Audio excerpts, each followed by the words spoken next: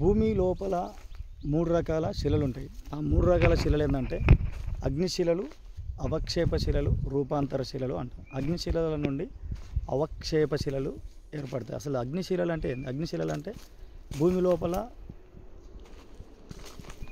ఖండాల మధ్య, tectonic plates మధ్య ఆస్టినోస్పియర్ ఉంటుంది. ఆస్టినోస్పియర్ మొత్తం లిక్విడ్ స్టేట్లో ఉంటుంది. లిథోస్పియర్ మొత్తం సాలిడ్ స్టేట్ కలిగిన రాళ్ళతోని నిర్మితమై ఉంటుంది. మరి ఈ ఆస్టినోస్పియర్ ఉన్న ఏరియాలో శిలాద్రవం ఉంటుంది. శిలాద్రవం పైన ఖండాలు ఏదైతే కాంటినెంట్స్ ఉంటాయో ఆ కాంటినెంట్స్ అనేవి తేలియాడుతూ ఉంటాయి. వాటి మీదనే మనం నివసిస్తున్నాం. అవే క్రస్ట్, మాంటిల్, కోర్. మరి క్రస్ట్ అంటే ఏంటి? క్రస్ట్ అంటే ఒక solid portion of the rigid earth body. దానిపైన సాలిడ్ లిక్విడ్గా ఉంటుంది. దాంట్లో అప్పర్ క్రస్ట్ ఉంటుంది, లోవర్ క్రస్ట్ ఉంటుంది. తర్వాత mantle, lower mantle, upper mantle, core ఉంటుంది. కోర్ అంటే భూకేంద్ర మండలం. భూపటలం, భూప్రావారం, భూకేంద్ర మండలం. భూకేంద్రంలో భూమి యొక్క కేంద్రం ఎంత ఉంది? 6375 కిలోమీటర్ల లోతులో ఉంటుంది రేడియస్. అయితే దీనిలో ఇది క్రస్ట్ ఏదైతే ఉందో earth crust is composed of different types of rock types. అది డిఫరెంట్ టైప్స్ అంటే 3 రకాలు ఉంటాయి. అగ్నిశిలలు, అవక్షేప శిలలు, రూపాంతర శిలలు అంటారు.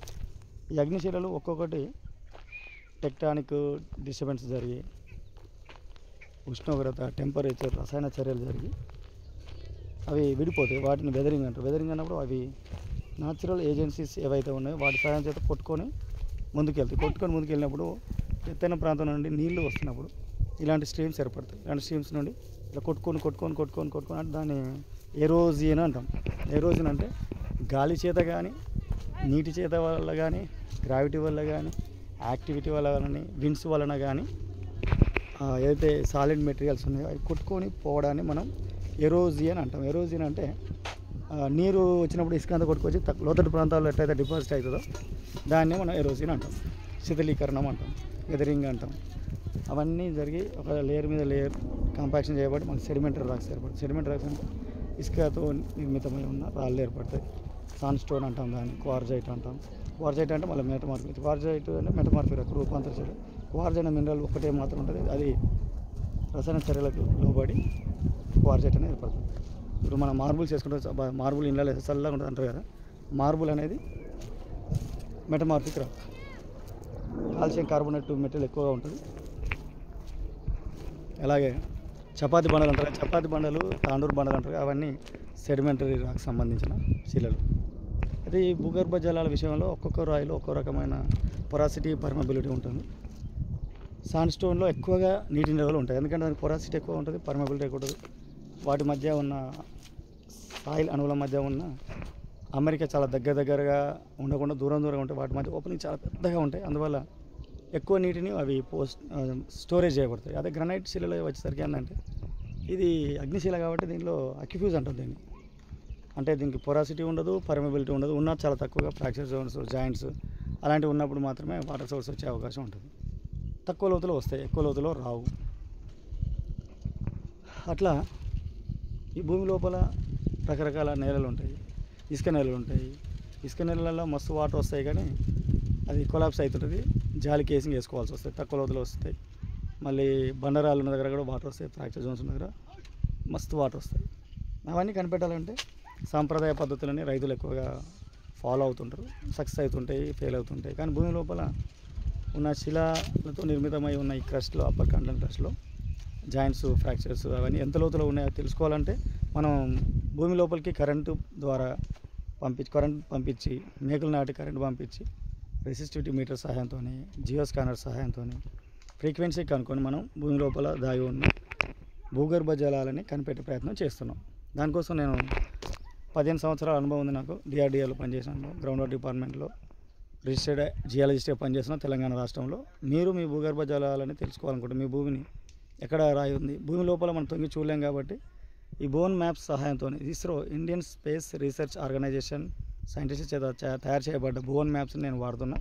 మీ భూమి లోపల ఉన్న కార్నర్స్ అన్ని లాటిట్యూడ్, లాంగిట్యూడ్ అక్షాంశాలు, రేఖాంశాల సహాయంతో మీ భూమిని గ్లోబ్ మీద మనం మ్యాప్ ప్రిపేర్ చేసి హైడ్రోజియాలజికల్లీ, టోపోగ్రఫికల్లీ ఏ విధంగా ఉంది అసలు వాటర్ సోర్స్ మీ భూమిలో, డ్రైనేజ్ ప్యాటర్న్స్ ఉన్నాయా అంటే ఏ రకమైన డెండ్రైటిక్ ఉందా, ప్యారలల్ ఉందా, ట్రెల్లిస్ ఉందా, సబ్ ప్యారలల్ ఉందా, అసలు ఏ విధమైన డ్రైనేజ్ అనేది భూమి లోపల భూఅంతర్భాగంలో దాగి ఉన్న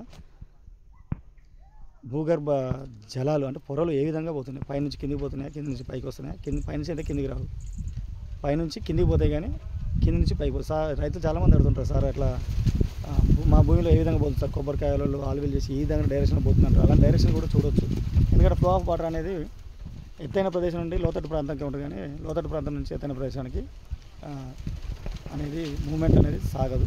అందుకని లోతట్టు ప్రాంతాల్లో ఉన్న రాళ్ళు ఎక్కువగా సాఫ్ట్గా ఉంటాయి, ఎడ్జ్లో ఉన్న రాళ్ళు ఎక్కువగా కంపాక్షన్ ఎక్కువగా ఉంటుంది.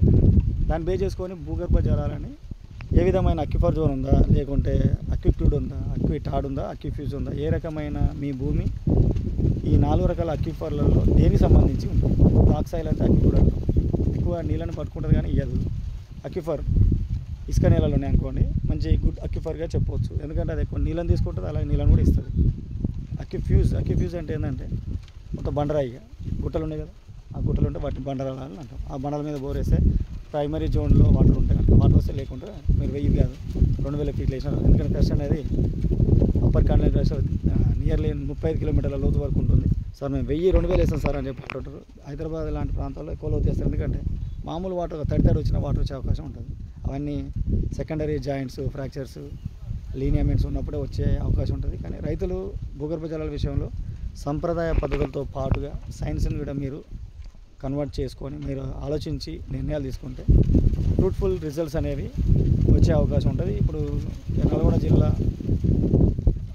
మన యాదాద్రి జిల్లా రామన్నపేట మండలం వెల్లంకి అనే గ్రామంలో నేను మన బోర్లు వేయించాను. అది మేము ఎంత డెప్త్ చెప్పామో అంత డెప్త్ వాటర్ వచ్చినాయి. కాబట్టి మీరు కూడా ఈ టెక్నాలజీ అనేది ఉంది. సక్సెస్ రేట్ అనేది అక్కడ ఉన్న నీటి నిల్వను బట్టి ఉంటుంది. సో మీరు సర్వే చేసుకోవాలనుకుంటే మా నెంబర్లలో కాంటాక్ట్ అవ్వచ్చు.